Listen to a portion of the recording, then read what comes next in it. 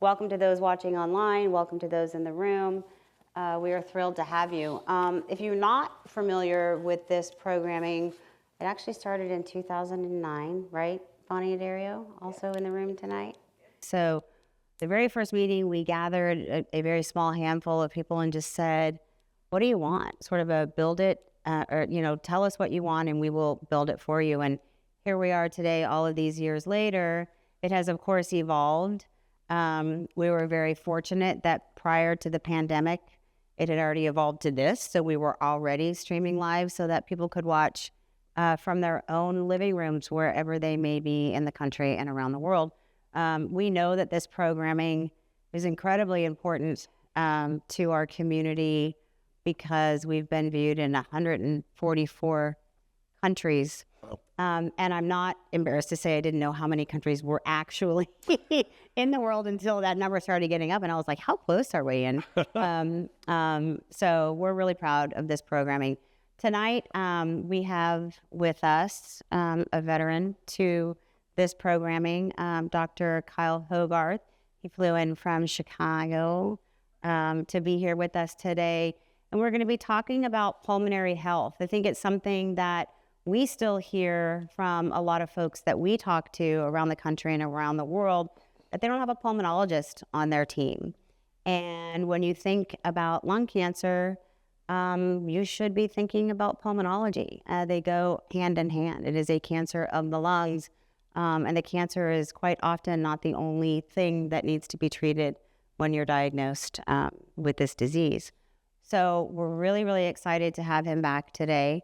Dr. Hogarth is a professor of medicine, section of pulmonary and critical care medicine, director of bronchoscopy and interventional pulmonary, co-director lung cancer screening program, medical director of the pulmonary rehabilitation program at the University of Chicago. So you wear a couple of hats in your day job. There's a unifying function about it. Yeah.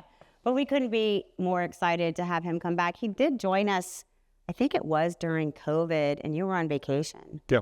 And Dr. Hogarth took time out from the cabin. He had to drive down the hill because the internet went out. He did it from his car. So when I talk about commitment and healthcare providers who are committed to ensuring that we are providing this type of really important information to our community, he's the guy. So before we jump into the topic and what we're going to talk about tonight, tell us a little bit about yourself and why lung cancer is a primary area of focus for you.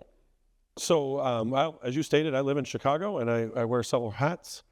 I actually want to first say hi to my family who was logging in tonight. So nice. Hello, everybody. I love our family. Hello, sweet family. My interest in lung cancer basically went hand in hand with my interest in pulmonary medicine, but on top of it, the diagnostic component of it and the management of it, and both in the early stages and the late stages and the complications and everything in between. But I think what always motivated me to be a pulmonologist to begin with is if you can't breathe, nothing else matters. And I grew up with pretty bad asthma, still have it, under control now. You'd hope so, given what I do. But, I understand what it's like to not be able to breathe. And it's unacceptable that you can't breathe because we've got better things nowadays. And I think a lot of what motivates me to work in this field, not just on the breathing side, just in general, whether that's COPD, asthma, et cetera, but on the lung cancer side, is that much like, I'm not an oncologist, but much like the therapies for advanced lung cancer have just been leaps and bounds dramatically improving. The same goes on the diagnostic side. And so the things we were doing even a few years ago are no longer relevant. We've got better and better technologies, better and better ways to help, to diagnose, to treat, to be more involved, to work up that nodule. So when you're first worried it's cancer, does it actually have to be? Do you even have to undergo an invasive procedure? We might be able to figure it out without one. Again, depends on the situation. But the point is, everything's evolving and evolving rapidly. And unless the physician you're working with has a specific interest in lung cancer from a diagnostics perspective, so not every pulmonologist is involved in this area. You may be getting sort of 10-year-old advice because that's about their level of interest. It's not their fault per se. It's not their area of expertise. And so, I guess right up front, if you've been told, so for people that are watching, if you've been told there's an abnormality on your CAT scan, so you've not been diagnosed, right? You're talking about screening yet, or even someone with cancer. You've been told there's an abnormality. Absolutely, unfortunately, it could be lung cancer. But thankfully, there's a whole long list of other things it can be. So before someone decides to just cut you open, let's get a little bit of smartness behind this and figure out whether or not you actually need even an invasive procedure. What kind of invasive procedure? Got better data on that as well. And then if it is, make sure they're doing it right to get enough tissue to figure out how we're going to treat you in the first place. Yeah. And did they actually stage you at the same time? So anyway, that's what motivates me, because like I get beyond frustrated. Patients come to me, they've already had a kind of procedure done, but not the complete one. So now we've had to delay, wait, and have to get another procedure. Yeah, and I want to dive a little bit deeper into the diagnosis sort of piece of this. Sure. We know that screening is available for lung cancer, but it's really limited when we're talking about who qualifies, right? Correct. So 50 or older, 20-pack year history, have not quit within the last 15 years. We also know you don't have to smoke to get lung cancer. Correct. We'll take it right now because it's only been in the last decade or so that we've actually had screening available. And, those of you who are regular to this living room, you've heard me say this before, people who watch this meeting are well past this screening sort of conversation. Right. But their friends aren't. Their friends aren't, and that's my point. Or their family members. And who better than somebody with lived experience to have this 100%. Conversation with people. So, but it's not just through screening. Sometimes it's an incidental finding. It's actually more common, right? So lung cancer screening is still sadly in its infancy and has been very poorly adopted. It's actually one of the states with the lowest lung cancer screening rates. It's California. And so, not that Illinois is much better, but all kidding aside, there's, you get frustrated by that. But then you look back at the rate of adoption of mammography as being standard of care, and there was a journey, and it's still not at 100% like it should be, obviously. And so, we can do better, no debate, and let alone define better who should be screened. So we're still in our infancy, and rightfully so, no one should be happy with where things are at. Now, incidental cancers, meaning you got a scan for a completely different reason, and there's a nodule, by the way. That is the major source right now of lung cancer screening, if you will. Mm-hmm. And it's the major source of where we find people, thankfully, at early stages. But, quite literally, the patient who told me their car accident saved their life. Because the car accident is what found the nodule that turned out to be the primary lung cancer that they had no clue that they had. And they had no risk factors. They never would have been a screening patient. Yeah. So when we're talking about nodules, however it may have been found, and you touched on this a little bit, sometimes and more often than not, they're benign. It's I think one of the things that came out of the lung cancer screening trial is that, so these were considered, quote, high-risk patients, whatever that means, but, a nodule in a patient that's in this study would have always raised major concerns. But the vast majority of the ones that were found were not cancer. So you start with that. So even a high-risk population. Now, look, there are things about a nodule. With the word nodule is unbelievably benign. That's like saying human. That doesn't describe anything about anyone in this room beyond that, right?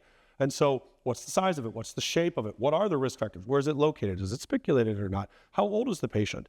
Those all matter. They all are a component to it to take that risk that it's cancer and raise and lower it, And at some point, there's a threshold where we say, the risk is now high enough that it's my advice to you that we need to start doing something more than a watch and wait, because it's too risky to watch this. In other scenarios, I will jokingly tell patients to sort of break the ice and say, part of my job is to protect you from people like me, because people like me do biopsies. I like to do biopsies. Let's be straight. I like doing biopsies, which means I'm hyper aggressive about this. So when I tell you you don't need one, you can believe it. And I kind of jokingly say, I'm here to protect you, because the health system wants to biopsy you, right? Automatically. And a lot of nodules do need one, but a significant amount can be watch and wait. Yeah. And I think it's important to note that this surveillance or monitoring of these nodules is relevant prior to a diagnosis and then after a diagnosis as Absolutely. Well. Yeah. No, so after diagnosis, of course, depending on your treatment and what's the stage and so forth, there'll be a period of time where you're going to be getting fairly frequent scans to ensure that you are cancer-free. And then after a period of time, those get spread out further, thankfully, because you've proven that you are cancer-free. But they should still continue. Now, at what rate? No one knows, because unfortunately, until more modern times, we've not had a large cohort of people that have been cancer-free because we found everybody very late stage and our therapies were awful. That's thankfully all changing. The therapies have gotten better for all stages, right? This is one of the most wonderful stories behind lung cancer. What's evolving, but you need to always continue to be monitored. And, watch and wait. I understand why people, if you don't mind me Please. Pausing for a second. So like when we see a nodule, there is a workup for it. There's some various blood work that can be done. There are various other scans that can be done. Your original scan may not have been actually the correct scan to look at a lung nodule anyway. A cardiac scan, for example, doesn't look at the entire set of lungs, just looks at parts. So when they find a nodule on your cardiac scan, you still need a new scan. But when someone says, well, wait, if you think it might be cancer, why are we sitting on this? So depending on the size and the shape, there are plenty of reasons that we should watch this. The other, or that doing a biopsy may be challenging enough that the risk to you is higher than the actual risk that this is a cancer. But the frequent conversation I will say with my patients, especially for the smaller nodules, say, well, let's just assume I'm wrong, that this is a cancer, that I'm telling you to watch this thing, idiot that I am. So what's going to happen in 3 months when I repeat your scan? This 9 millimeter nodule, well, it'll be 11 or 12 millimeters, and it'll still be stage 1, and you will still be cured of it. But the other 990 people that I told to watch and wait, it will not have grown.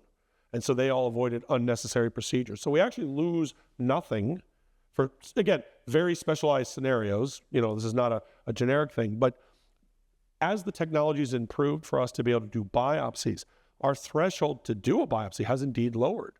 So if you have a scenario where the nodule is in various locations of the lung, even if it's relatively small, we can sample that now pretty reliably and pretty safely. There are people with that expertise. It's not just anybody. You definitely need to seek out the right physician to do this. But we can actually put it at rest. And that comes back to what's the actual risk that this is a cancer, right? And there are these nodule calculators that we use to give us at least 1%. And it's not perfect. But if I tell you your chance of cancer is 1%, but your chance of complications is 1%, right? But if I tell you your cancer is 4%, 5, 6, what's your threshold, right? And of course, it's not just a generic answer because depending on the patient in front of me and how healthy or unhealthy they are, a 4% chance of cancer is not something that I feel like we should sit on. But if you're not medically able to undergo a procedure, we might be forced to sit on you for a little bit because it's going to be too risky. Yeah.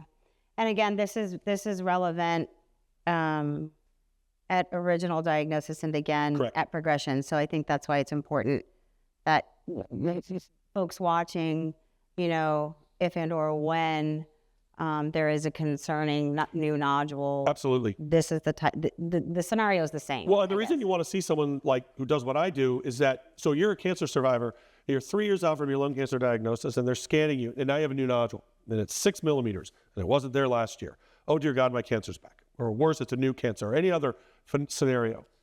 Yep, I understand your concern. It's 6 millimeters. We can biopsy it. It's challenging. So what we always do in that scenario, we say, we're going to get a new scan in 3 months because typically scarred lungs, or if your lungs do have emphysema, small nodules can appear as a mucus plug. And then when the scan on the next one, it's gone. Aren't you glad we didn't cut you open? Aren't you glad we didn't do a procedure on you for a nothing? So it's understanding where the fear is. And if you don't see someone who understands how to work up nodules, they will play into your fear and you will go through a lot of unnecessary procedures. And I think it's really important. I think this is a good sort of segue into how far we've come from a diagnostic standpoint and a technology standpoint. Because I think a big fear prior to such strict guidelines around nodule management and what that looks like and what the follow-up looks like, big concerns were, the risks of collapsing a lung because you're, sticking a needle through somebody's back and the risk is really high. And again, you need to breathe, right? So let's talk a little bit about some of the newer kids on the block. What does a biopsy look like today? Not that FNAs or needle biopsies aren't still done, but well, they're done less and less, and actually they're done less and less because it's been proven now that as far as outcomes come, they're at a minimum, they're no better than a bronchoscopy. So that nice study just published, if you randomize people to bronchoscopy or needle biopsy, the outcomes are the same as far as diagnosis. The complication rates, though, are markedly different. Needle biopsy, the lung's a balloon. You're going to stick a needle through it. What's the chance you're going to pop it? A lot. The chance of popping it from the inside is about 1%. We wish it was 0, but ask any person, do you want a 1% chance of a complication or 20%? No one signs up for 20. If you're in an area that doesn't have a bronchoscopy program that can sample lung nodules reliably with one of the robotic platforms that are out there, then go see someone else. The thing that drives me the most nuts, I remember once I had this discussion with one of my parents' neighbors, and I said, and my parents lived at the time in the middle of nowhere. And I said, you need to go there. And the patient said, oh, that's a 2-hour drive. And I was like, your life's not worth 2 hours? Yeah. Like, are you kidding me? By the way, where they lived, it takes you 30 minutes to get to the stupid grocery store. Yeah. So like, what's the next think of the big grocery store where you're going. Yeah. You know? So I was just like, come on. I didn't say you're going there weekly, right? Yeah. You're going to go see someone and get the correct diagnosis. Yeah. But the other thing that's important, and the reason why needle biopsies, in my opinion, need to be used less and less and less and less. And there are still scenarios where we send people for a needle biopsy. There are specific spots where it's easier, or in some cases, if we're backed up enough, just quicker. If I can't do your procedure for 2 weeks and that guy can do it in 2 days, let's just, and it's a slam dunk for them, let's go do it. But they don't stage you. When we do a bronchoscopy, we sample your nodule. We have pathology in the room. God forbid we prove it's cancer. The next immediate step that everyone asks is, well, what stage am I? And you know how good that PET scan is at telling you what stage you are? About 90%. You know what? My patient deserves better than a 1 in 10% chance of their cancer spread. So we go and sample all your lymph nodes while we're in there to prove that they are indeed negative, and they usually are, thank God. And now I can send you to the surgeon or radiation with the confidence you're a stage 1 lung cancer. Yeah, and I think biomarker testing and quality and access Bingo. to quality tissue is a huge piece of this too. Again, really relevant at diagnosis and any progression. 100%. So let's talk about. And can I actually even more than progression? Because nowadays, 2 things have come out more and more. So obviously you keep hearing about all these great new drugs. Well, guess what? There's a whole bunch more in development and coming down the pipeline.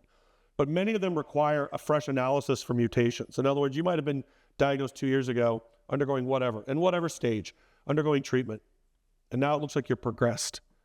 So they go, okay, well, guess what? We need fresh tissue because you may have new mutations, or you may have the mutation for this fancy new drug that we didn't know existed 2 years ago, but the preserved material can't get tested for it. So about 10% of my bronchoscopies nowadays are to go get fresh tissue from a known cancer patient, and you know the nodule or the lymph node's full of tumor, but we gotta go get more so we can get them on a new therapy. And then that works, and then you don't see them again for another year or 2, thank God, until something else pops up, and then you go after that. Yeah. And so, and the goal here for everybody, like, I don't want to speak for the oncologist, but I know what mine say, is that for the people that we can't, quote, cure, the goal is to then keep it so suppressed that it becomes like where HIV is now. Yeah. You just have it, but whatever, take your meds, and that's the dream. If we can't cure it, can we at least contain it and just, keep it at bay? Chronically manage. Yeah, chronic manage. Yeah, I love it. So let's talk about this this type of bronchoscopy. Yeah. What are we talking about? So it's pretty straightforward. It's done under anesthesia. So, you're out cold. You don't care. We go down with a robotically driven scope that allows us to snake our way into the far reaches of your lung.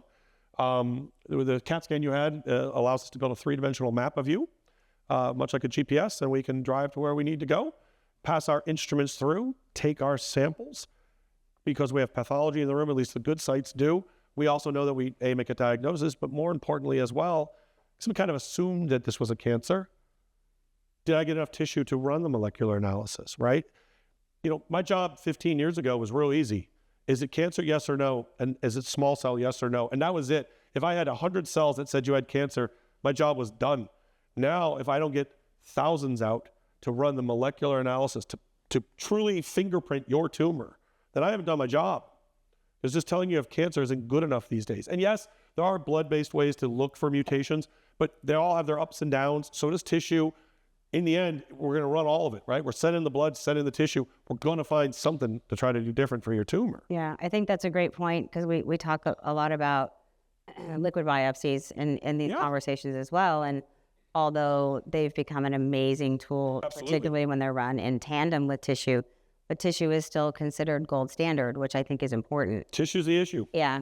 If we see something in the blood, we know it's there. But if we don't see it, we're still not sure. Well, and how do you know it's in that place we're sampling, right? I mean, so you have a nodule, that nodule that pops back up on a patient. They say, oh, your blood turned positive. Well, how do you know it's that nodule? Yeah. The oldest rule about making assumptions, right? So, and especially, again, all around the country, there are endemic fungal infections that look just like lung cancer. PET positive, spiculated, growing, all throughout, anything that basically drains off the Mississippi, the Ohio River, and the Missouri River, and everywhere else, north and south, and pretty much now, because of climate change, extending everywhere, is histoplasmosis and blastomycosis. And coccidiomycosis is down in Arizona, New Mexico, and most of California. And so nodules don't have to be a malignancy. I mean, yes, we should worry about that, but there's very much a benign thing that can happen. Yeah. The other reason that the bronchoscopy has become even more important, besides obviously less invasive, besides, outpatient, low complication rate, the ability to stage at the same time, guarantee you get enough tissue because, again, we have pathology, at least the good sites do, that to give you immediate feedback, is that we can leave a marker behind to help guide a surgeon if the surgery is the next step. And then equally important areas of research that are going on that are super exciting is the ability to try to treat it while we're in there, or at least prime the immune system while we're in there, get it juiced so that if they're going to put you on a checkpoint inhibitor, we've already helped to take care of it. And look, it's pretty premature to claim, this one's good or that one's bad or this, but the research is happening, right? Yeah. And the idea that we would be able to, maybe someday, the goal would of course be to cure it from the inside. But until that happens, how about I at least get things rolling on the inside, right? Yeah. And I think the other reason also, to kind of even add more to this about why it's so imperative to get staged properly, is that more and more studies just came out, especially in this, and were presented at ASCO this year. The role for what it's called neoadjuvant. So in other words, if they operate on you and they go, oh gosh, you're stage 2, one of your lymph nodes was involved, you're gonna need therapies on the back end after surgery. And that's been the standard. And they do better than if you don't do the therapies. But guess who does amazing? If we treat you before we go to surgery.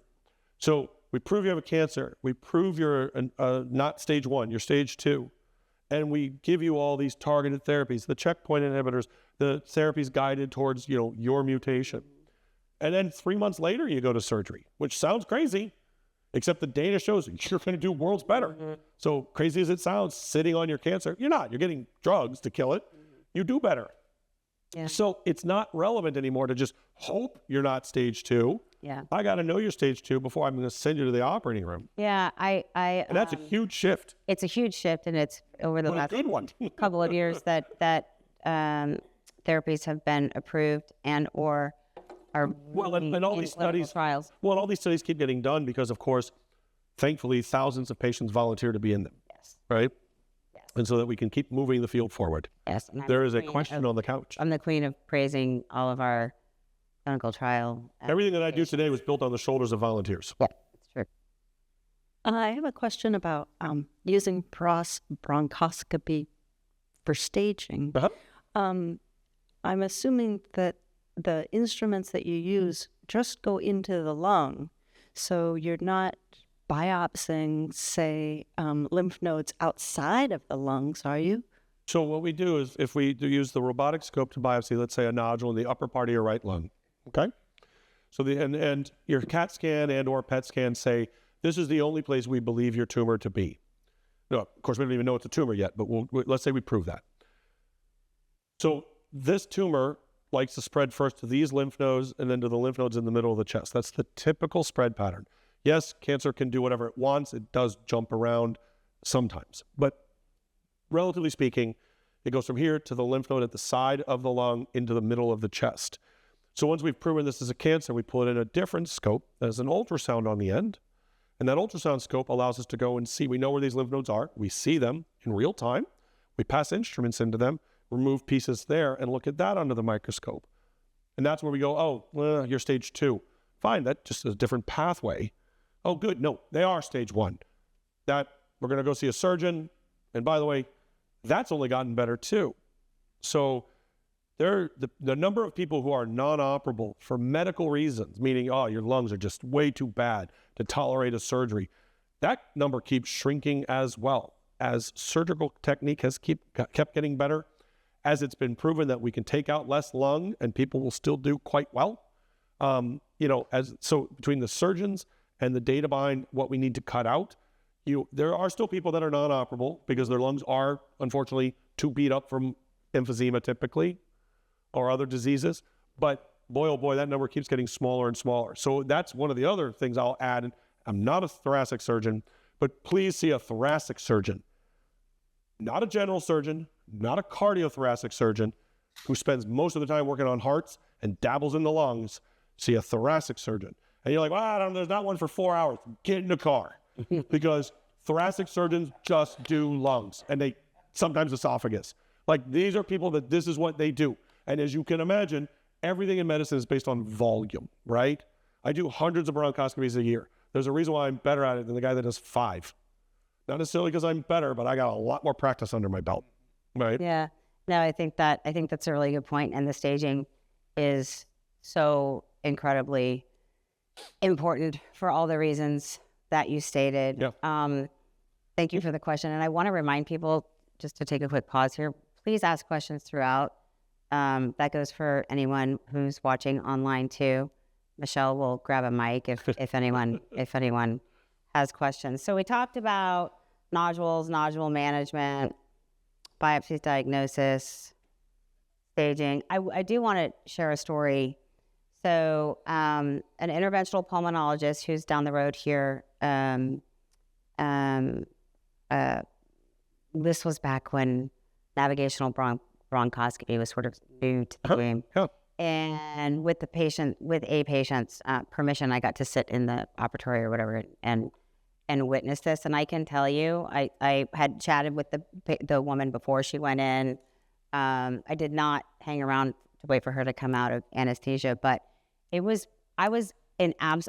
felt like I was in like Star Wars. It was some like futuristic, like with the CT scan up, and to your point, pulling like she had bilateral lesions. One was only 4 millimeters. He got right down in there, pulled from both sides, pulled lymph nodes, and she was, up and out of there, within a good chunk of what we do has been all built and designed and developed in this greater area, right? Yeah. I mean, it's all agreed. A lot of this started as Silicon Valley startups, not all of them. That one you were talking about from the original one actually came out of Israel. Yeah. But the 3 robotic platforms that are currently being used in the US are all, in this greater area. Mm-hmm. Yeah. And technology, as you guys know, not only in the area of pulmonology for all the reasons we've already talked about, but across the board in diagnostics, has played a huge role in getting us to where we are. Well, and it's this ability to reliably get, so it's important to get reliably to that nodule, prove it's cancer, mark it, get enough tissue, no debate. But even the dream of being able to offer a therapeutic is dependent on knowing where to put it. I mean, if I'm here to burn off part of your tumor, or freeze part of it, or inject something into it, or whatever. Again, lots of things being studied. I got to know where I am. It doesn't do you any good if I'm killing off part of your normal lung while leaving the tumor alone. Yeah. Right? Yeah, so, for sure. So let's talk a little bit about some of the other treatments. You mentioned some of the newer, speaking of futuristic types of things that potentially are coming down the pike, but let's start with something like fiducial marker placement. Can you explain what that is and what your role is there? Sure. I mean, the way to think about it is it's X marks the spot. So, when a surgeon goes in, if they're going to remove part of your lung anatomically, meaning just the whole right upper lobe, right? They don't need anything marking it's in that lobe. That whole lobe's coming out. But what if they're only taking out part of it? And on the outside, the lung kind of all looks the same. And you say, well, it's a solid nodule. But what if it's not a solid nodule? And what if it's in a little bit from the edge of the lung? And remember, they're not going in with their hand anymore. They're going in either with a robotic scope, so the surgeon's on the other side of the room, or a robotic operating platform, or they're doing what's called VATS, so they're basically operating with chopsticks, and their hands are weighted, their hands are here and the fingers are down there, but no one's touching anything. There's nothing tactile. So how do you know where the heck to go? That's where the fiducial markers come in, or dye marking, or other things to help guide the surgeon. And the value of that is multiple. One is, of course, shorter surgical times. Less time on the table, always good. Less amount of lung taken out, but the correct amount of lung taken out. If this is X marks the spot, the surgeon knows to go here and here, right? And then they've got it with their margins. And actually, literally this morning before coming here, I had a meeting with this interesting company out of Japan that, in order to really tag it, has created essentially a smart fiducial. It's an RFID tag. I mean, as in, like, to keep your stuff from getting stolen from the store and whatever. Yeah, It's got, if they can, the surgeon can put a wand in to put right over where the thing is, and beep beep, it's right there, and it's tiny. I mean, it's this big, right? I leave it in there while I bronch you, prove your cancer, leave it there in the tumor. The surgeon knows exactly where it is, and then can cut out around it. Yeah. And it's potentially coming to the U.S. That's one of the reasons I was meeting with them. That was this morning before dashing off to O'Hare. Sometimes cancer treatments can cause damage to the lungs. Yep. And sometimes there are comorbidities, as you touched on, COPD, emphysema, Pulmonary fibrosis as well. Yeah. Let's talk a little bit about the treatments and how they can potentially damage the lungs, and what role you play in trying to support. Yeah, so some of the therapies can cause an inflammatory reaction in the lung, and the problem is that the inflammatory reaction can look somewhat like an infection. It can also look like progression of your tumor. So you got an oncologist that says, well, one of three things, they're all bad, but I don't know which one it is, but they're all treated differently, of course. And since one of them involves stopping your drug, that's helping you, that's not something you want to just do willy-nilly, right? Oh, I will just stop your therapy. No, right? Or the other ones involve putting you on pretty toxic drugs to treat it. So some steroids.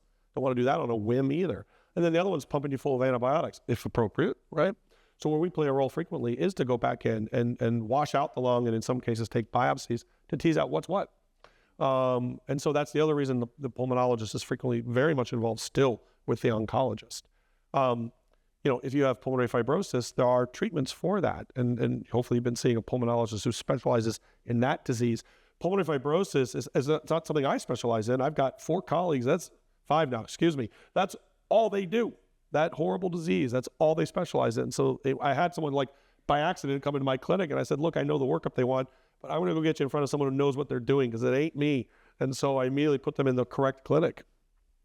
Yeah, I even think about, and I'm going to tell part of my mom's story because I know she doesn't care, but I even think about, and she's probably maybe just tired of telling it. And plus, I always think I tell it better, or at least more honestly. So her treatment was neoadjuvant chemoradiation. Yep. Then she had a lobectomy. She had some repair done to her aorta where they had to peel part of the tumor off. So she had some sort of grafting. And then she had intraoperative radiation while she was on the table. Yep. I mean, she's still here 20 some odd years later, which is incredible. But that's a lot. It right? is. And when I think about not only did she lose, what would be 2/3 of the left side of her lung, there have been a lot of complications since then when it comes to breathing. Yeah.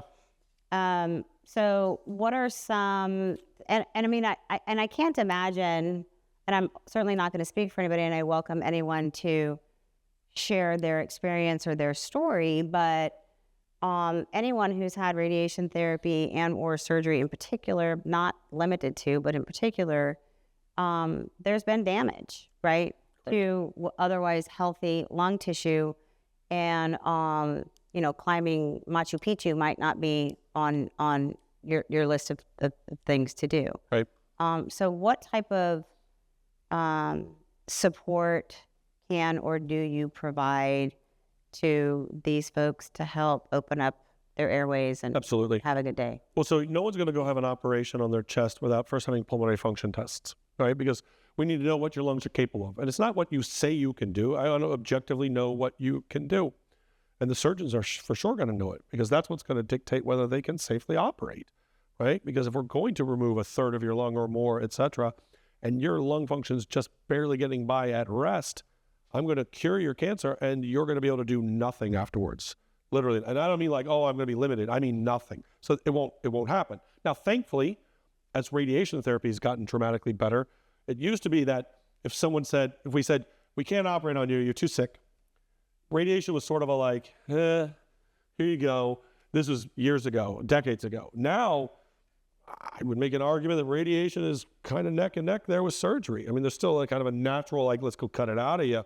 But no one's offering you like a lousy second prize here. It's really good. So like if someone's not a candidate for surgery, with the caveat that they've seen a good thoracic surgeon, they're truly not a candidate, then go get the radiation. And that's gotten better and more detailed and less damage to the surrounding tissues and so forth. Mm-hmm. But our surgeons also will make you go through, because they want to operate on you, but you still have a little bit of time. So they will make you go through what they call prehab. Rehab is before we're going to operate on you. Like we noticed, who here is actively running every day? And so people with lung disease tend to be running even less. Mm-hmm. They're like, no, you're short of breath for a lot of reasons. Yeah, your lungs aren't great, but you're not great because you haven't been, and they're like, oh no, I've got a normal weight. It's not about your weight. It's about your aerobic conditioning. And if you want to extend who can get surgery, get moving, right? The other thing is, have you seen your pulmonologist? Let's see your pulmonary function tests show you have pretty decent COPD. Well, what are you taking for that? The meds for that have gotten better and better and better. And we even now have procedures for advanced emphysema. One of the most fascinating things, we do a thing called bronchoscopic lung volume reduction. And it's a limited group who can get this, but the CAT scans that we do to figure out how to do your bronchoscopy, look at obviously all the lungs, and we quantify all your emphysema. So I have patients who we diagnosed their cancer in the middle part of their right lung. They weren't great surgical candidates, but we put the valves in the other lung that was where it was really damaged, and their lung function improved enough they could now go get surgery. Or in other cases where the tumor was, and they said, you're not a surgical candidate, but that's where we figured out through the other work we do that this is essentially a dead part of their lung. For like, think of a branch on a tree that's dead. So the surgeon suddenly said, oh, well, cutting that out is actually, like in the calculus of what your lung function is going to be, this actually, you might breathe, ironically, better after the surgery, as crazy as that sounds, because we're going to quite literally go prune out the dead tree. The healthier part's going to grow. Oh, by the way, we'll cure your lung cancer. A little nice twofer. Yeah. But, and again, these are not every day. I wish they were every day. But it's why kind of being very comprehensive about your breathing, whether that's being in pulmonary rehab, do you need oxygen? What inhalers are you on? Are you up to date on your vaccines? My God, you've obviously quit smoking. And that's all smoking, by the way. Marijuana is just as bad for the lungs, just as bad for the lungs. In fact, by some data, more emphysema causing than cigarettes because of how people smoke marijuana, right? Nobody takes a cigarette and goes, and then holds it for the next year, right? I mean, so there's actually an argument that marijuana is more toxic to the lung. Who cares, though? Yeah. Vaping, too? Dear God. Yeah. Right? Just when I was hoping I'd be going out of business with emphysema, with smoking rates on decline, vaping and everything else is keeping me plenty busy. Yeah. So when I tell people who like marijuana, I live in a state where it's legal as well, just eat it. I have no idea if it's good for the gut or not. I'm not a gut doctor, so I don't care. But it's not bad for your lungs if you eat it. I work in the real world, right? If I tell someone don't do anything, they're going to. Yeah. So then I find a way that's not going to at least harm their lungs. Yeah. But there are better and better drugs that we have, better and better procedures. There are clinical trials. We're in 2 of them right now to offer up better ways to treat their emphysema if they have that and so forth. But it's about staying in shape. And if you're going to have surgery, as less invasive as those have gotten, it's a good, our hospital, we keep people in the hospital 2-ish days. And then it's about a week of recovery and then another week till you kind of feel back to yourself. But then after those 2 weeks, get going. Like move. You need to move and move again. Because you're going to get weird pains in your chest for forever. You're going to know when a storm's coming, right? You're going to turn into an old sailor real quickly because they cut micro nerves in there. It happens. Yeah. You're just going to be sitting there. You're like, weird electric shock. Yeah. You didn't do anything. It's minor nerve damage. And she's nodding, right? I mean, yeah, old sailor. Yeah. But I think that's really relevant because I think quite often with the folks that I've talked to, any new ache or pain or something that wasn't there before, it's like, it's the cancer. They didn't get it all or it's back. I had an absolutely wonderful patient who unfortunately passed away recently, but not from cancer. He was a many 15-year survivor. And I remember it made me rethink how I approach my long-term survivors. Because every time they came to see me, and even if they wasn't a scan, he was just coming for his lungs. But it was the most wonderful, joyous man and his wife. They were just beautiful. And he would always be sort of on edge, and especially if there was a scan recently. And I told him, I said, look, we're always going to scan you, but it's been 5 years. I said, the statistical chance that your cancer is going to recur is so exceedingly low that if you get cancer again, it's going to be a new one, and you'll be stage 1, and we'll cure you of it. I said, it's time for you to go start living your life again. And that was what I said to him. I said it just like that. And I remember I said that, and I watched him just collapse, like just frump into the chair and just start bawling. And it was, that was the rest of the clinic visit. And it was just, it made me change how I approach people to say, it's time to go live life again. You're not a patient anymore. Like, I know you're on one level, always a patient, but like, live your life again and stop being a cancer patient or a cancer survivor. Though it's important, be a person again, because don't let this be what defines you. And it blew me away, because he's always such a jovial, kind man and happy man.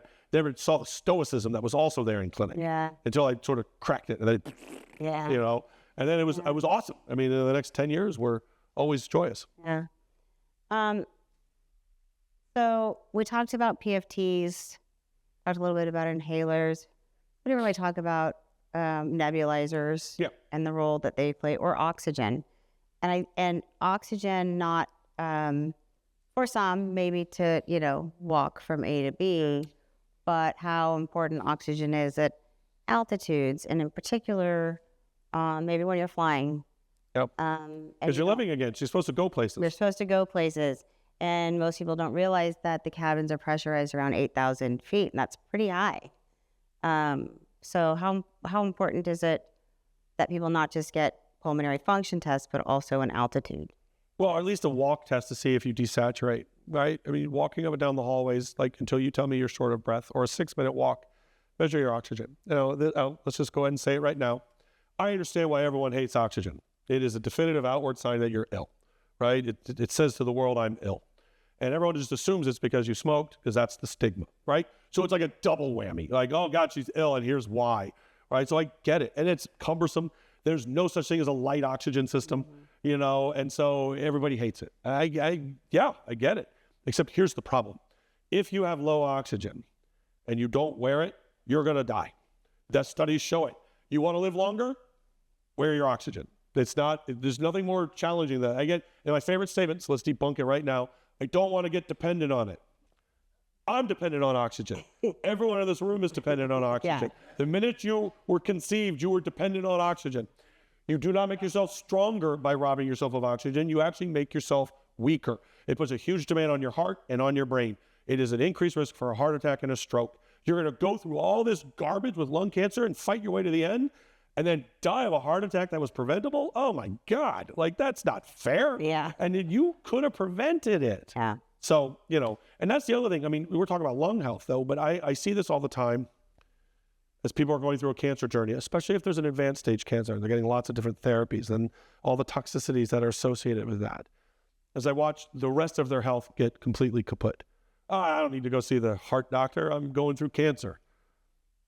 Okay. Well, you still have a stent in your heart, let's say. Oh, I don't need to get mammograms. I'm going through lung cancer. Yeah, but breast cancer still happens. When was your last colonoscopy? And then let's just add to this. So that's the patient who's busy ignoring their health. And don't even get me started on the caregiver. It's usually the spouse who completely ignores their health while caring for their loved one. All right?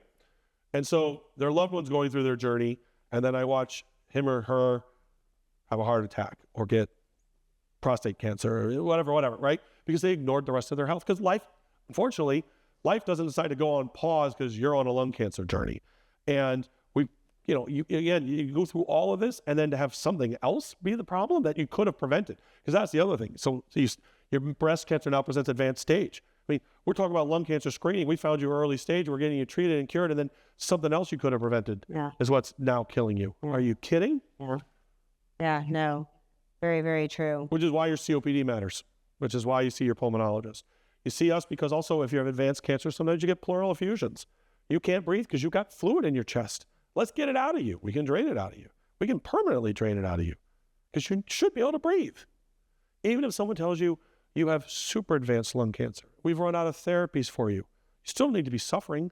Is the tumor occluding your airways? Can we debulk that tumor? Can we stent that tumor? Can we help you breathe better for however long that is? It was full circle for me because I took care of a gentleman whose tumor, unfortunately, had eroded through his trachea into his esophagus. And, so anytime he ate, everything went into his lung. It was miserable. And he was on a ventilator. And so we went in and put a stent in so that we could close off open up his whole trachea, but put an armor over it, right? So that nothing from his esophagus popped into his trachea and vice versa. He could breathe. Now, none of this treated his cancer. He had advanced cancer. He was dying of his cancer.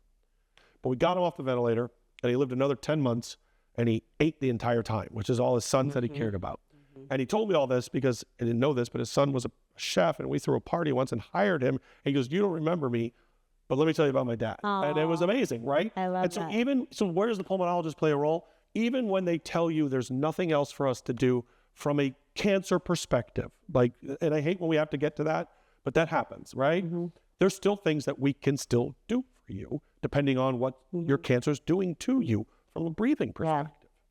Quality of life is important, whether you're looking at end of life or just the rest of whatever your natural life is. And if you have advanced emphysema as part of your lung cancer, and between the two things, you're now at a stage where you can't breathe. It's just the scariest feeling in the entire world. That's again where your pulmonologist plays a role. Between palliative care and the medicines we can use to take away that air hunger feeling, no one needs to die feeling like they're suffocating and drowning. Yeah. So we can fix that. Again, I mean, I don't mean to get doom and gloom, but there's a wide spectrum, and there's all kinds of people I'm sure watching who are unfortunately on the far end of where we want them to be, and and so I want to address all of it. Yeah. Because the whole thing is, does the pulmonologist matter as part of your care team? I'm just supposed to diagnose your cancer and then kick you to the curb.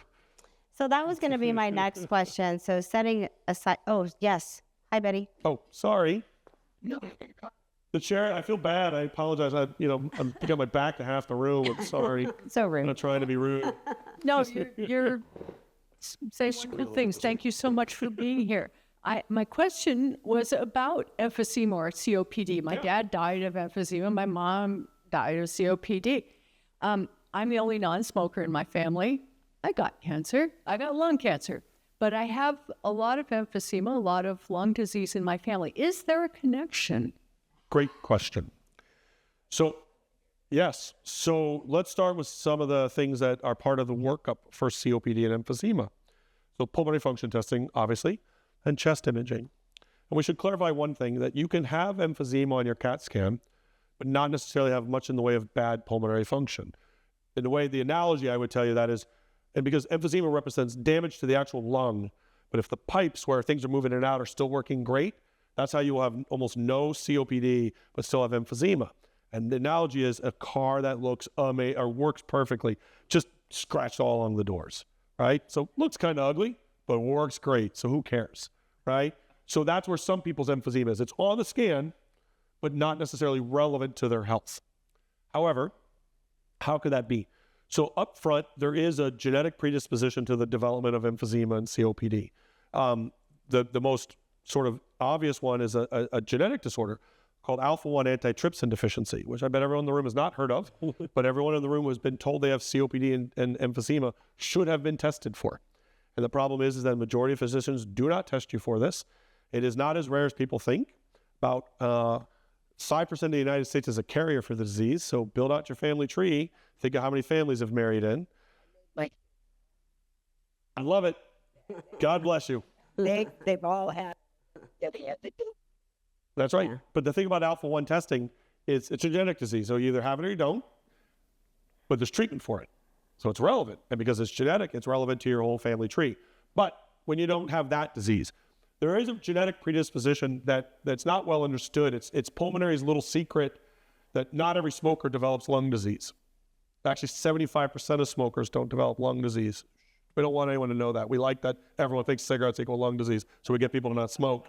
But the truth is, if you have lung disease, it's from smoking, secondhand smoke, and or pollution, And then, you know, the grand debate about what causes lung cancer in a non-smoker, you know, there's some things that have been worked out. Radon is one, but in the absence of radon exposure, which is becoming more of a problem because we live more of our lives in basements or, you know, rec rooms and whatnot. You know, that used to be where the coal got delivered, where you stored your root cellar and whatnot, but now it's your game room. And so you're being exposed, or sometimes your guest room, and you're being exposed to it. But outside of that, it's still unknown. So that, and you know, we keep hunting for the sort of proclivity to lung cancer gene, and a lot of great work going on, obviously, but nothing yet definitive. You know, like breast cancer as an example, where there's the breast cancer gene. So your lung function testing would matter, and then get an alpha-1 test, because you probably had secondhand. I assumed your parents were smokers, both from just that age. Everyone did. So you had secondhand smoke. Look, we all had secondhand smoke, even if your parents didn't smoke. If you flew on an airplane, you had secondhand smoke, right? If you went to a bar, you had secondhand. You went to a restaurant, you had secondhand smoke. I mean, it was impossible to avoid. It was everywhere. Actually, the first successful lawsuit against the tobacco industry was the flight attendants union. Yeah. Because these men and women, more women than men, lived in a metal tube for a good chunk of their life, and they weren't smokers, but they were smoking, or, you know, the air. And they had lung cancer rates that were way higher than anything expected. Yeah, interesting. Michelle, did you have a question online, or were you just trying to get anybody? Okay. I'm trying to be mindful of time, but I guess what I want to know from you is, how often should someone be seeing you? Yeah. Well, at a minimum once a year if you have a lung disease, right? I mean, and now, look, if you are in cancer surveillance, like, you know, you've been cured, you know, sometimes the thoracic surgeon keeps seeing you for the annual scan, right? You're out of that initial period. And so in some cases, the thoracic surgeon says, well, I got nothing to do for you, so go see that guy. And so it's sort of who's taken ownership of your surveillance. But, you know, if you also have an underlying pulmonary condition, say COPD, emphysema, the frequency in which you come to see me is somewhat dictated by the level of your disease. Very mild disease, it is once a year. More mild to moderate, twice a year, sometimes 4 times a year. And then, you know, it just depends on your level of illness. Obviously, we're seeing you more frequently if there's direct management going on of complications related to lung cancer, pleural effusions, need for a stent, you know, et cetera. If there's a stent placed, we're seeing you pretty frequently because of complications from stenting. So it's just dictated by that. But I think the key is, my job is not just to make your diagnosis. It is to be a part of your journey. And if nothing else, to also help guide you along. Right? You know, you can call the thoracic surgeons and say, I've been diagnosed with lung cancer, I need to see someone. And, you know, I don't know what the general wait time is, but if it's longer than a week, that's not acceptable.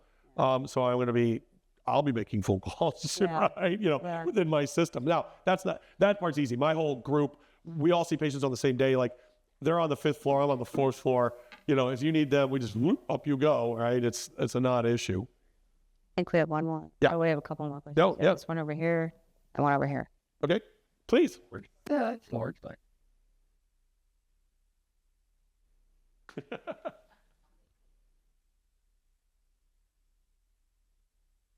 Pretty well. Let's tell you about it.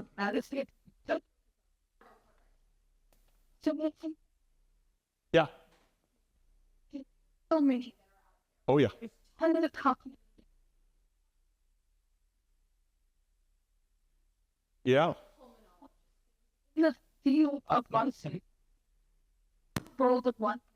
How many going after your cause? Right. You're only focused on that. Focus on that. Right. No, so what a great question. So I'll tell you one of the ways in which the pulmonologists have become very involved, and not just on the clinical trial side. So when I diagnosed lung cancer in my bronchoscopy suite, right then and there, I send blood biomarker testing, because that takes time. So let's get that journey started, because the final pathology will be back a couple days later. The tissue moleculars will be a little bit longer. So if you waited for all the data, I've been just told you have cancer at whatever stage, and now you're going to wait like 3 weeks to start therapy? I don't think so. And so one of the reasons we send a particular test called IQ Lung, because we get the results in 5 days. And so I diagnosed your cancer, and 5 days later, as you're more or less getting into the oncologist, we already know what mutations you have. actionable mutations. So that's where I think the oncology companies need to be playing a heavier role on the pulmonary side, because we're not the gatekeepers, but if you wait till you see oncology, however long that is, and then they draw your blood or send it. So the other thing, like we got rid of, I've run into scenarios where the tissue goes to the lab, and the lab does not run it for mutations until the grand oncologist says so, which is the dumbest thing in the world, because another week or two has been wasted. And so our lab, we fought that off a long time ago. It's just automatic. Every lung cancer that I send down to the lab gets automatically run for moleculars. And I'm not done with your biopsies until my pathologist who's there in the room says, I got enough tissue to run moleculars. And so, so that's, I think, the front end of it. I think the clinical trials, there's so many different ways to do them. I think one of the other things we've been looking forward to are better tests, some that are coming to market, some that are at market, some that are under investigation. There are markers that you can start to pick up to predict who's going to more likely recur. For a stage 1 cancer, we're going to cut this out of you. Why is stage 1 cancer not 100% cure rate? Like true stage 1. I'm not talking about assumed stage 1. Well, every tumor is different. So unfortunately, some people's stage 1 tumor is ridiculously aggressive. This is actually why we want the trials to try to prime the immune system so we can get things going and start killing before anyone's even cutting it out of you, right? But who? And that's been the other issue. So I think that's where, understandably, the people that prescribe the drugs are who industry is going to target. I get that, but they need to think beyond that, because especially, and I think this will happen, because as the role for some of these drugs keep creeping out, first it was all stage 4, then 3s, now it's 2s, it's coming, stage 1s, which will be great, because then they're going to be dependent on me, right? And I'm going to be the one prescribing that chemo in the bronch lab, right? Or injecting mystery drug X in the bronch lab, or putting some kind of nanoparticle to enhance your radiation effect, or hitting it with some kind of a catheter that destroys part of the tumor, creates this massive release of antigens, and your immune system goes insane, and then kills any of the micromets further downwind. And so, again, all hypothesis. I'm conjecturing and hoping, but all I've learned in the last 10 years of lung cancer is everything that I assumed before is completely wrong, and I've been so happy to be wrong, because it was historically a pessimist's game, and it's now unbelievably an optimist's game, and it's wonderful. And I don't mean to be game. I'm not making light. I just realized I said game and the word cancer in the same sentence, but you get my meaning. Hi, yeah, I wanted to ask you, oh God, of course, wait, I just blanked out. Well, that's okay. Oh, my oncologist, I asked him, hey, can I get a referral for a pulmonologist? Yeah. Because the folks that go to for lung cancer says everybody should have a pulmonologist. And he said, oh, really? We don't do that here. So do you have any? Yeah, really. Do you have any tips? Yeah. So, it's understandably, there's a value to having sort of all your doctors under one roof at this clinic or that university or this hospital. Naturally that's sort of makes sense, but depending on where you're getting treated, they may not have all the resources, which is a shame, but there are multiple resources to go find. Any person who does advanced bronchoscopy or interventional pulmonary, by definition, cares about lung cancer and cares about lung cancer patients. And so you can either go to the Society for Advanced Bronchoscopy or the American Association of Bronchoscopy and Interventional Pulmonary that lists its members, and guaranteed there's one near you. And even if there isn't, again, your health worth the 4-hour drive, or whatever, right? And so, and then it's worth even if you ask your oncologist, none in our group do. Say, well, then where do you send people for your biopsies, right? Because if they're just a biopsy jockey, then they're not really a pulmonologist either, right? Then it's a glorified technician, right? My job is to not just make your diagnosis, right? I was a pulmonologist in general first before becoming a proceduralist. So. And we're also happy to. Oh yeah, sorry, the very obvious source. Help you navigate any challenges you're having getting in. The extremely obvious source. Yeah, I hated that story so much. yeah, we'll do anything we can to help. Both of No, you. I mean, it's crazy. There's not enough of us. The numbers are growing in pulmonary medicine doctors who specialize in lung cancer, both diagnostics and treatments. Yep. The numbers are growing, and it's a good thing, but there's still, unfortunately, not enough of us. I'm still shocked. There are parts of the U.S. where if you get told you have a lung nodule, we don't know what it is yet. They send you to an oncologist. So, what? And the oncologist figures it out. And they're like, well, but they don't, that's not, you don't have cancer. Like, you're an oncologist. We're building an entire new cancer hospital at our place, at our university. The whole building's only going to be devoted to cancer. And they said, do you want to have clinic there? I said, absolutely not. Like, I don't know if these people have cancer yet. I don't need them walking into the cancer building to go see me. Yeah. I'm going to be the guy trying to tell them maybe they don't. I mean, because frequently they don't. Yeah. Like, no, I'm not going anywhere near that building unless I'm needed. Yeah. Yeah, I think in, that story about people being sort of sent to the wrong place, and again, you guys have heard me say this over and over and over again, not everyone has the benefit of being seen at University of Chicago. Right. Or Academic Center XYZ, or NCI Center XYZ. Right.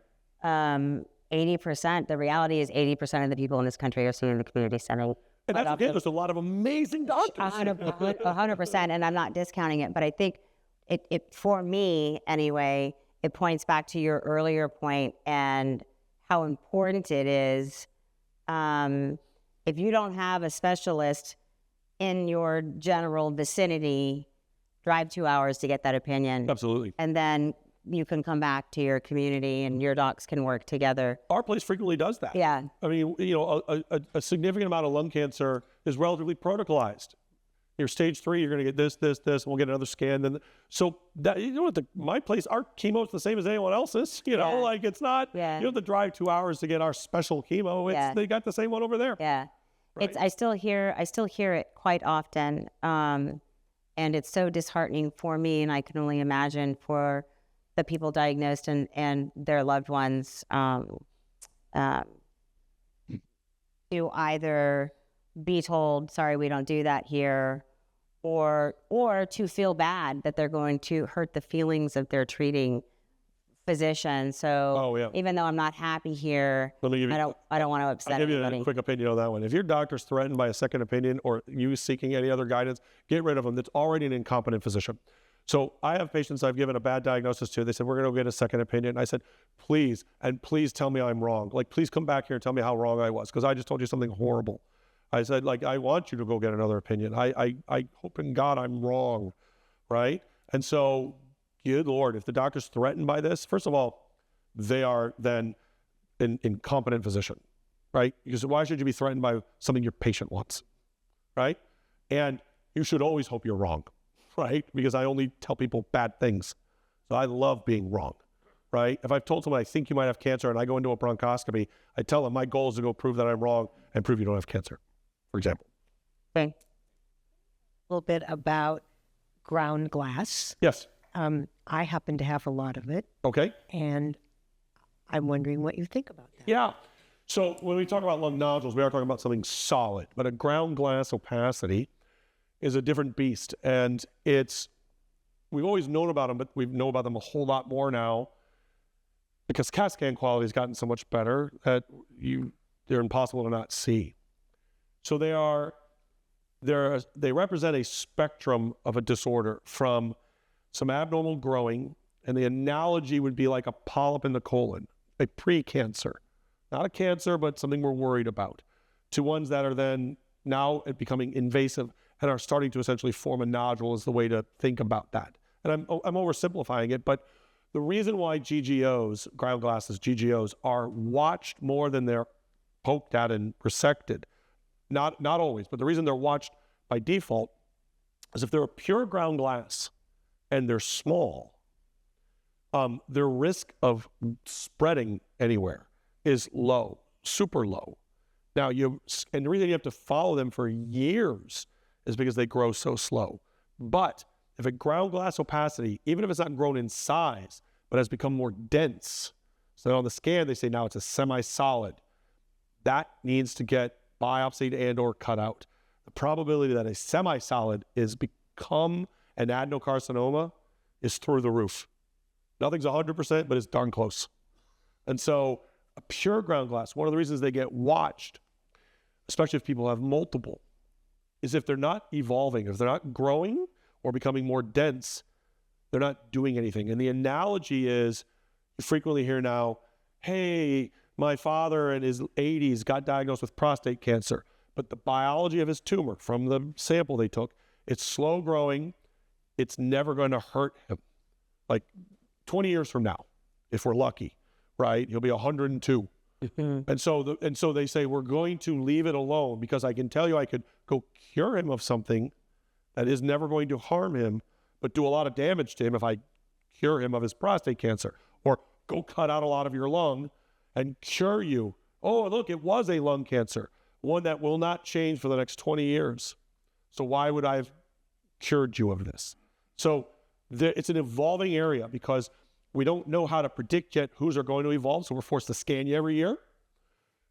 The big area that we've wanted to explore, and a trial got started years ago, but couldn't recruit anybody, was called chemoprevention, meaning we've got multiple ground glasses. We know they all are at risk of developing and becoming a cancer, even if they're not yet an invasive cancer. So could we give you, think tamoxifen for high-risk breast? Could we give you drug X to help prevent them from growing or to prevent them from becoming a cancer? The problem was that we couldn't get anyone to essentially volunteer to take a drug with toxicity. I get it. I get it. So this is where we're stuck right now. So there are a lot of people with ground glass opacities that are being watched appropriately, because if in 5 years it goes from 7 millimeters to 8 millimeters, but never becomes semi-solid, what do you think it's going to do in the next 5 years? It'll become 9 millimeters. And again, why am I going to go cut you open, even if I could have the magic eye that says that's a lung cancer someday? But if someday never comes, and again, you have to put that also into the context of the patient in front of you. The patient's 45 and unbelievably healthy. That's a different story. They're 85, they had a stroke last year, right? I mean, and it's shared discussions, right? It's never just what I say and what you want and vice versa. It's let's work this through together. And then you run into the scenario too, if you've got multiple, am I supposed to just go in and snip out lots of your lung, right? To cure you of something that was never going to hurt you. That's why you get monitored. But this is all evolving. The guidelines on ground glasses have been evolving. The science behind them have been evolving. And so what I just said may not even apply 2 years from now. But they are different. They are a different beast than a solid nodule. And they're frequently not positive on PET scan. So when you have a ground glass and say, well, we're going to get a PET, don't bother. Waste of money. And if it does evolve, we'll be sure to let everybody know. Bingo. Yeah, sure. Well, that was going to be my question as well, because I also have GGOs. And my question is that I've been told that you can biopsy, but if you go like to this point, it might be cancer. If you just move over, it's not cancer. Right. So sometimes they don't even bother to biopsy. Well, so there's a sampling error that's always associated with sampling anything.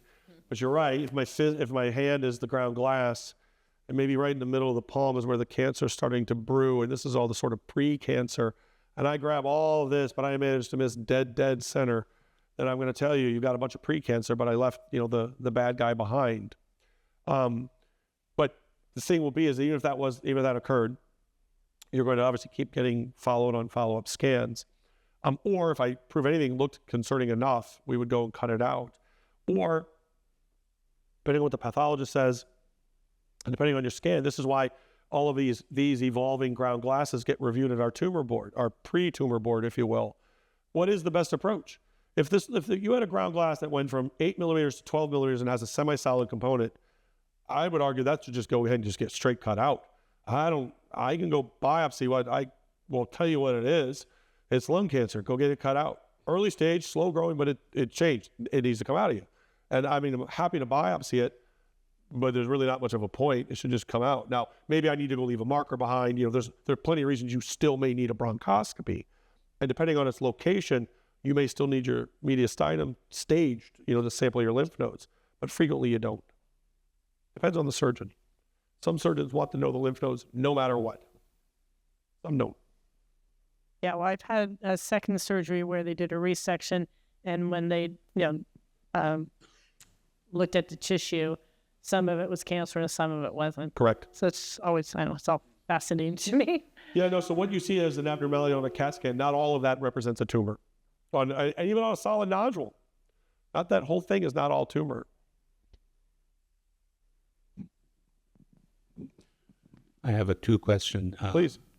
Number one, I have my left lung removed, left lung pneumonectomy, Sir. more than 10 years now.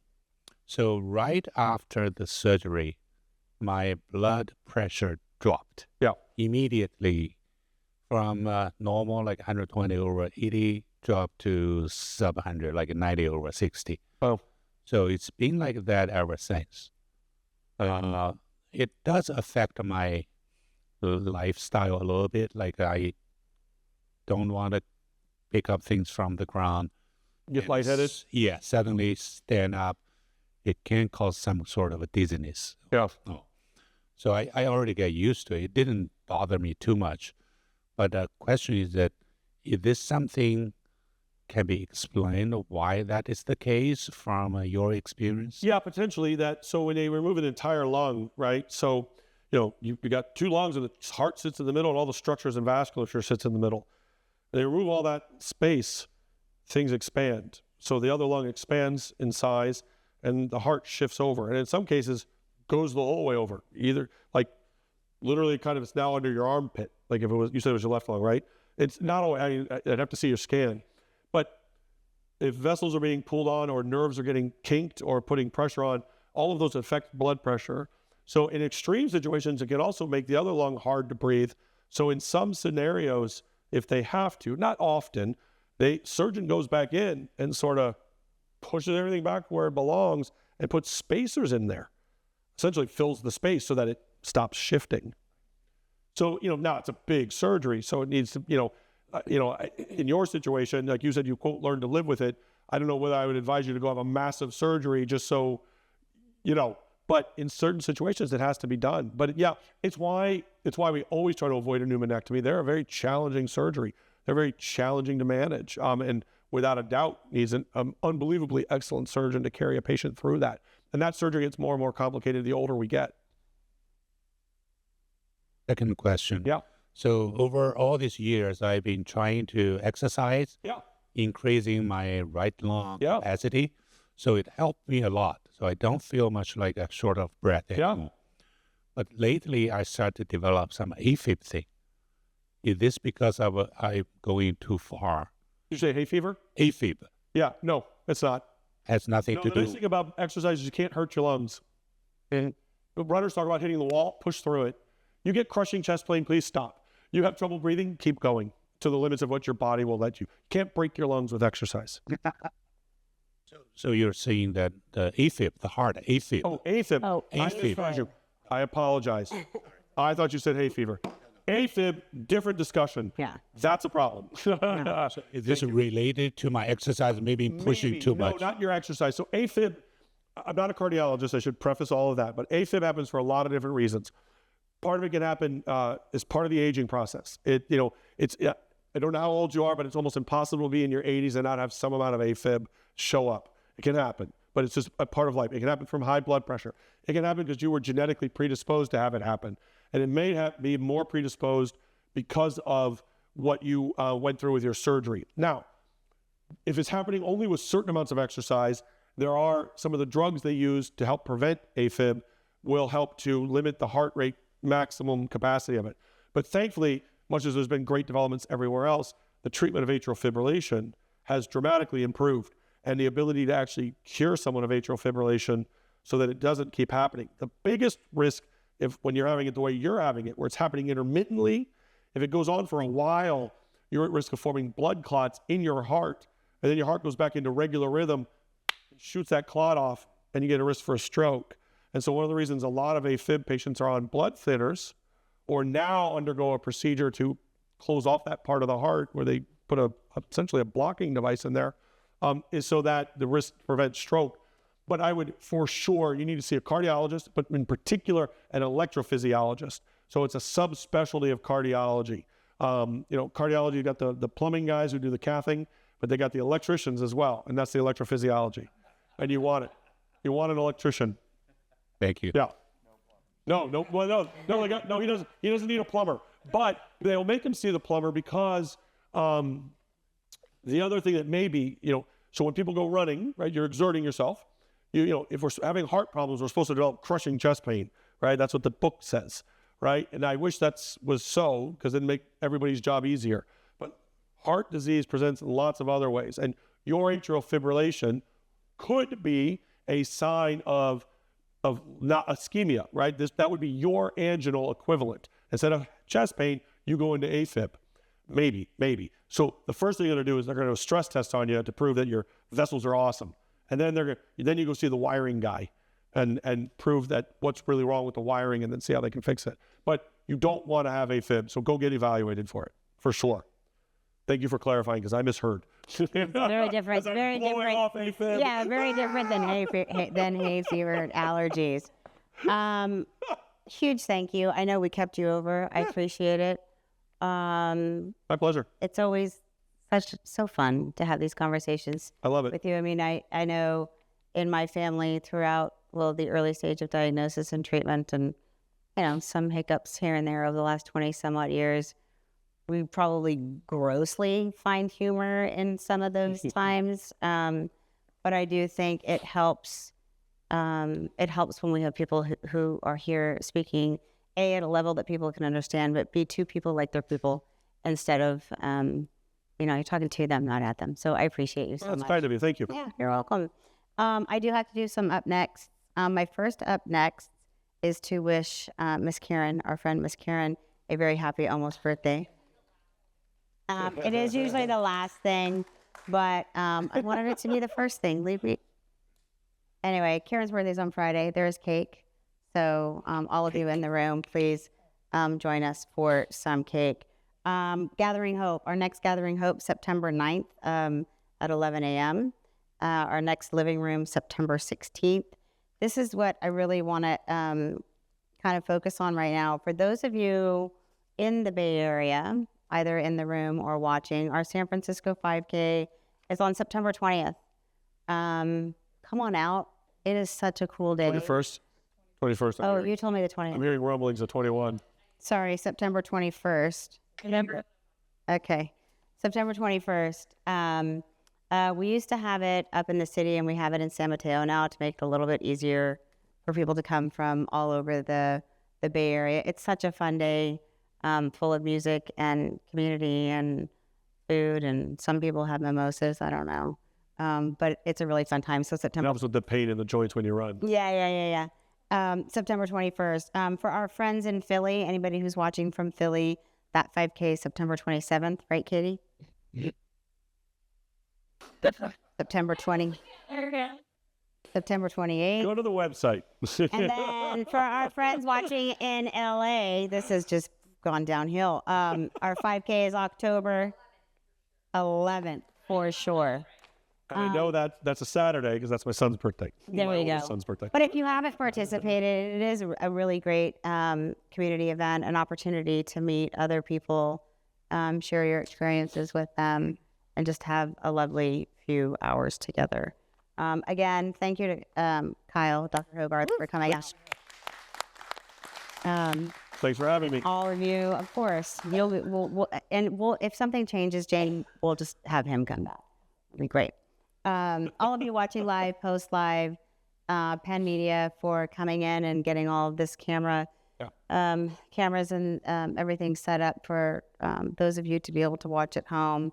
And of course, our supporters, and I do have to look at my paper to read this because it is a long list of people who really believe in us bringing this program to you. So AbbVie, Amgen, AstraZeneca, Bayer, Boehringer Ingelheim, Bristol Myers Squibb, Foundation Medicine, Genentech, Johnson & Johnson, Merck, Novartis, Novacure, Regeneron, Summit Therapeutics, and thank you to two Summit representatives who came to join us today, and Takeda Oncology. Without their support, we could not bring this to you every month. So thank you all. If you haven't eaten, please eat, and let's have cake.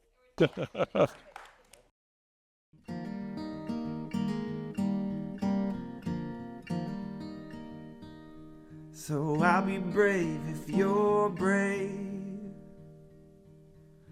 I'll be brave, but only if you're